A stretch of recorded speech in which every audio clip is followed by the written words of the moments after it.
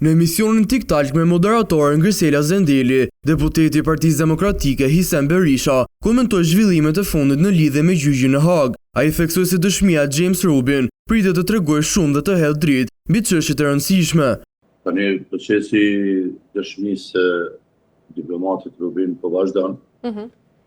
Dje bëri disa deklarata inkurajuese të cilat e dëshmuan situatën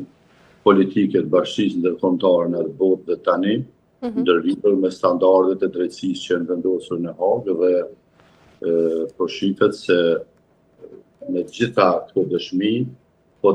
tregohet se lufta e ushtrisë shqiptare ka qenë një luftë e drejtë dhe se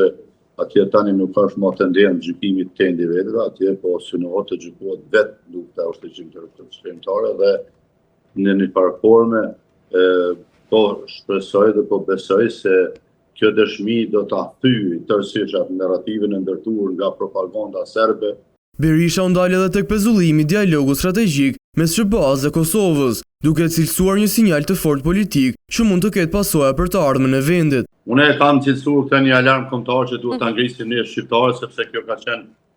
një pezullim i cili është i pafat dhe ju thatë edhe në hyrje atë se ka qenë pikërisht i bazuar në veprimet e kësaj qeverie kundërstare që ka penguar